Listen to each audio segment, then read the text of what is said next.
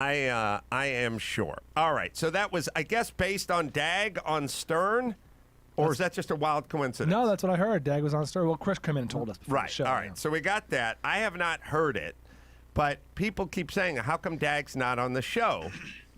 And I don't know, because I talked to Mike August, literally, I think it was 3 days ago, where I just said, have you hit up Dag? What's going on? And he's like, he doesn't communicate. And August said, sounds good.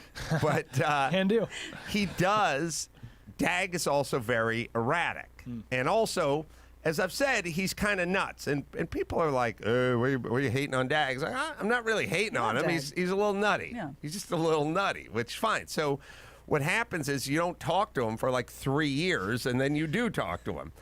He got in some kind of feud with Dr. Drew. Does this sound familiar, Brian? He was pissed at Dr. Drew for a number of years, and Drew is such a fucking pussy.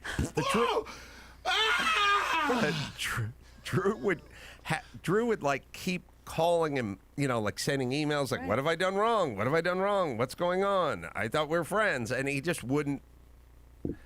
He wouldn't respond, and Drew was kind of freaking out, although I don't think Drew did anything, but he was still freaking out. You ever heard of pussy? Try it! That was it. So, and then at some point, I don't know if Dag said he was just pulling his chain or whatever it was, but Drew was sort of upset and was kind of prolonged. So I have no idea why Dag is not on this show or has been on this show, but he went on Stern, and evidently we may have an answer as to why it's not on this show. Do we have it? Yeah, you're good. Who's your best friend? I have a couple. Who we do? But of course, only famous people we want to know about. No, I don't hang out with famous people. There's got to be one famous person who's your best friend. Jimmy Kimmel? Well, Adam and I were quite close. Adam Carolla? Not anymore. What happened? Well, he's a right-wing troll now. You've had a falling out. I just can't hang out with him anymore. Politics are ruining a lot of friendships. I cannot. I know what you mean. No. Wow. Did you say it to him? Did you say Adam? We've talked about it. I mean, listen, I just can't do it. You mean Adam calls you and you go, Adam? We haven't talked in years. Wow. I haven't done his show in years. I just can't do it anymore. Because of the politics. Yeah, but, go do your thing. I just don't want to be a part of it. It's not like, we had a big fist fight, but no. What do you mean? You don't want the wall? No, I do not. I don't. No, You don't think that's the answer to all our problems? I really don't. You really don't? I really don't. I'm shocked by that. Not a fan of Trump's. Didn't vote for him. But, this is me. But Yeah. I'll put it like this. I was online one time, and this guy was like, you suck. I used to be a fan. You used to be fucking funny. Stay out of politics. Do jokes. And my response was, we don't agree. But we can still be friends, right. But we don't agree. And the guy was like, no one ever said that to me. You guys, you should be like David. I mean, I guess they're not used to humanity. Why can't you and Adam be friends? You're not doing that. You're not. You're not practicing what you preach. Fuck no. Do you practice what you preach? Absolutely not. Especially not on Twitter. I'm a big phony. Yeah. All right. Well, that's very controversial. A big breakup between you and Adam Carolla. Well, we wish him well. We wish him well. No ill feeling, but right. Well, go your own way. Wow. Yeah. I never did talk to him about anything, as far as I know. Would you like to talk to him now? Yeah. Hey, Adam. Yeah, That's all I got. Dagaroni. I start playing random drops this morning. Big ups to Robin. Oh, shit! Robin calling him out on that. Well, You don't do that. Well, it is weird to say we'll just agree to disagree and we can still be friends. And, moments after you said we don't talk, Adam and I don't. We're not friends anymore. Yeah. Slightly disingenuous. So would that prompt you in any way to reach out and be like, hey, man, what's up? Or now you got your answer and we all move on? David Allen Wayans? No, I don't. I never really feel. Here's how I go through life. I assess from a distance, out of my own body, whether I did right or I did wrong, or I did somebody right or wrong, or I owe them an apology, or I owe them a conversation, or I owe them a something, and I assess it. And I'm, because of my bizarre childhood, I'm able to sort of stand next to me and assess me and my actions. Now, everyone thinks that's what they do. Right. That's what everyone thinks they do, and then you could say, well, that then you then are included in that group of Right. people who think they do Yeah. something they don't do. Everyone's good lawyers for themselves and judges for everybody else. Yeah, you watch enough of the Real Housewives of Well put. Thank you. you watch enough Real Housewives of anything, and they all think they're the fair-minded, even How much is keeled, enough? How much is enough In the of Housewives? even as keeled ones, and they're all crazy and nuts and see things completely their own way. But I think that I am pretty good at going, well, what did I do? What did I do to whomever? Did I do anything to David Allen Grier directly? Did I say anything directly to him? Have we talked? When have I not been generous with him or magnanimous or invited him to do whatever it is I was doing? And I think I've always attempted to be a part of his life, and like if he was doing when we were doing Crank Anchors, I was like, oh, we got to get David Allen Grier on Crank Anchors. When there was a Super Bowl party, I was like, we got to invite David Allen Grier to the Super Party. When I found out he would go to like the Moto GT at Laguna Seca and watch the bikes, I'd be like, you should come to Laguna Seca for the weekend for the car show and stuff. So I've never been overly generous, but I've always been very friendly and never had any ill will or any situation. You've always attempted to include. Yeah, and he's always been welcome on the show. I guess at a certain point, if you go hard enough and become like what he said, like a right-wing troll, like maybe at a certain point, if you're on Twitter and you're going, we shouldn't be celebrating Martin Luther King's birthday. That's bullshit. Like, if you did that, then you'd go, all right, well, you're not directly reaching out to him, but maybe you're indirectly reaching out to him. So I suppose you could weigh that in, like go, well, let's see, what have you done in that department? My views have always been super consistent in family, dad stay around, raise kids, get to work. Everything's going to work out pretty good for the black community. Some people look at that as racist, but I don't know. I sort of look at the data, and I have this same... It's funny. Somebody said to me, like, well, of course, I think it was online over the weekend, but they're like, of course, you think your opinions are right, but, like, how can you speak for the LGBT community, and how can you speak for the black community, and how can you speak for women and trans community? And I was like, just like...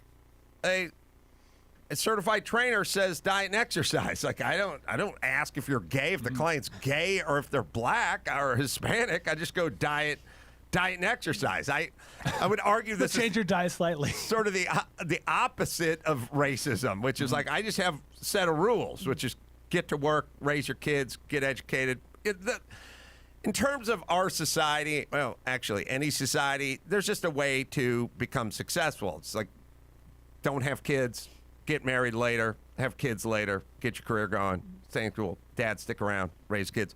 All stuff I've always been pretty consistent about. But I guess you could look at that as some form. Well, I guess now that's a kind of a racist statement, although it never used to be. And also, Loveline was exclusively white people calling. I don't know what the demo was, but I mean, For the most part, yeah. it was over 90%, right? Well, it's the kind of stations that was carried on, the K-Rocks of the world. How to, Yeah. demo. Well, What do you have to say, Brian? No, for White people love K-Rock. whatever reason, it was well over 90% white listening and well over 90% phoning in. I mean, well over. Yeah, Accurate? I'd say so. Yeah. Okay. Certainly for the phone-ins. I can't say for the it's the listeners. same- But yeah. Certainly the people I talked to for Yes. several years. Yes, and probably listening as well. So I gave them the same advice I would give anybody from any community, which is stop having the kids so young. Dads raise the kids. focus on your education. It was the exact same thing for a decade talking to white people. Don't get pregnant, I'm making air quotes, was sort of the de facto sign-off for most of the people that called in. Like, all right, good talking to you. Don't get pregnant. Right. Whitey. Yeah. But just, the people, who But who are like the at risk nutritionist, or, the same thing applies. Easy on the carbs. It just applies to all groups. So that was kind of my approach. But I don't think the right-wing trolls is kind of weird. But okay. But so in terms of Dag, so I guess I could reach out to him and attempt to fix things. This counts. But This is good enough. well, maybe not this part. Don't burn any extra calories. But I don't know. I don't feel like I need to reach out to him and try to fix things because I don't feel like I broke things. I've always been around and open to having him on and socializing and doing whatever may be. So your guys' relationship, you just kind of faded away. Nothing in particular had you guys say, we're done. I don't think it was an incident. I never talked to him. I never had anything. But again, I don't always know. Like sometimes people.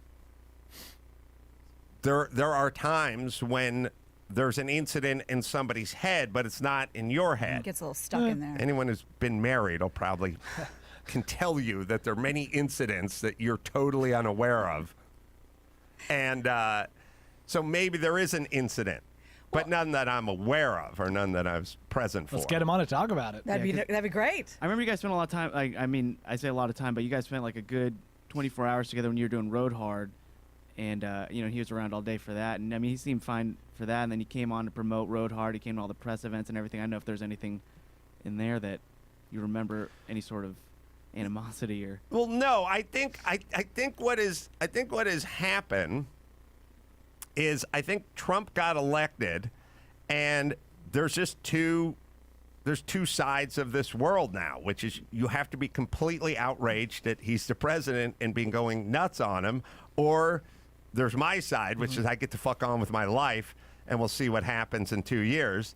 And if you're on that side, where you're like not actively campaigning, then if you're not part of the resistance, then you're part of the occupying force. Yeah, it's a tacit endorsement, I guess. It could be seen as that. You know what I mean? Like if you're not resisting, you're just kind of allowing. Not going out of your way to condemn. Right.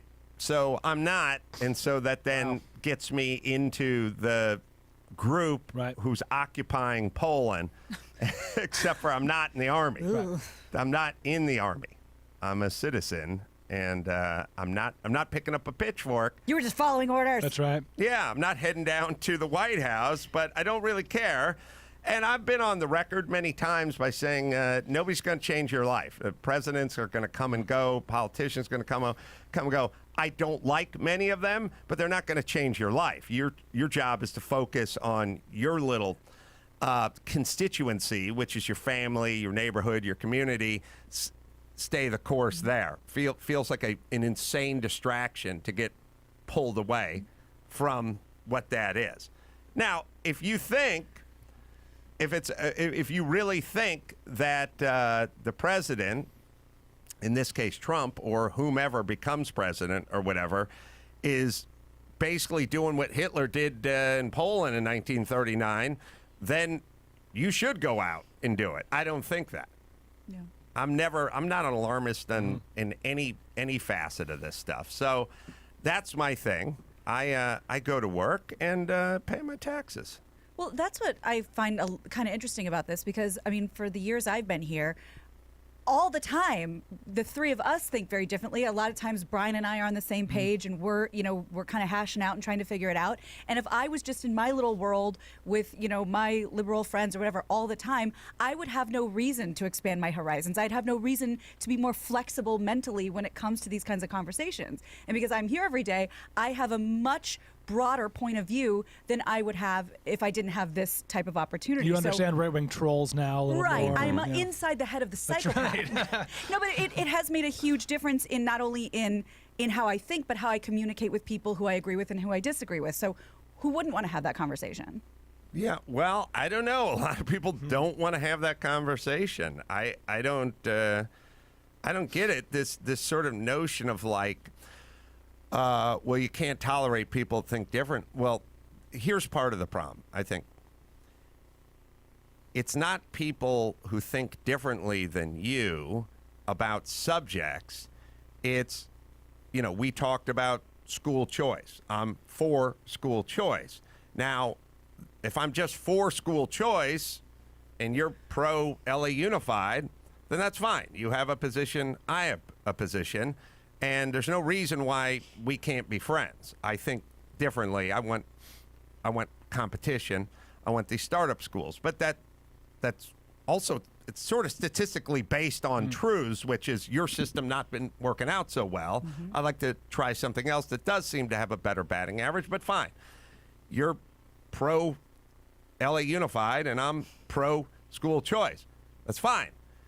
But when you label me anti-kid, now Adam Carolla. I'm a bad person, Right. and now we don't need to be friends. So I'm no longer school choice. I'm against kids and against teachers. And the guys against kids and against teachers, well, then no reason to ever be friends with that guy. Right. He's anti-whatever. And when I'm explaining that I want kids to eat breakfast because I want their parents to make the breakfast because I don't want them pulled into the system and eating the slop. Easy, right, and control. you do the anti-children and thinks kids should go hungry.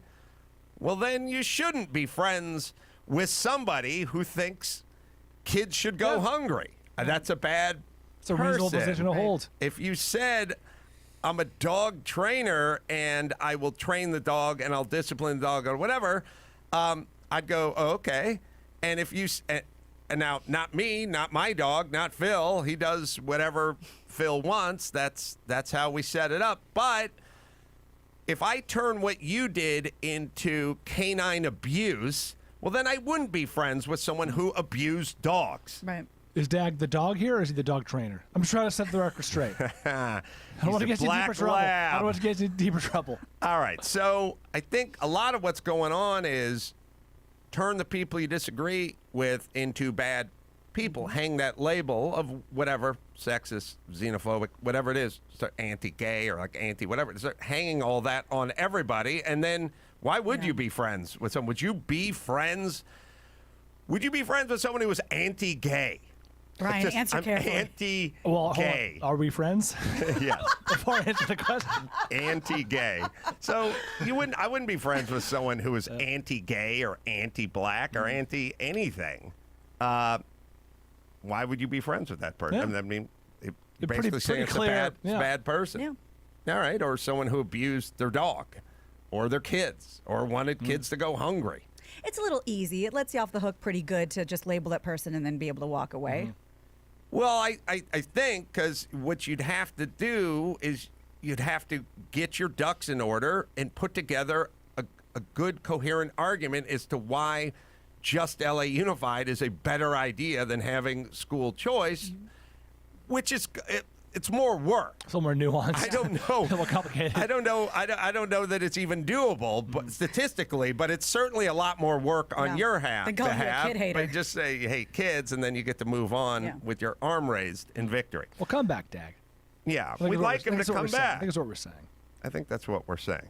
That's right. All right, or maybe, oh, Jesus, come back after Trump leaves or something. I don't know. According to Tom Arnold, that's going to be next week. Oh, yeah. Tom Arnold and Rosie. We should find out who's going to win the Super Bowl from those two. They're like, he's going down any day now. All right, let me tell you about Craftsman and Lowe's.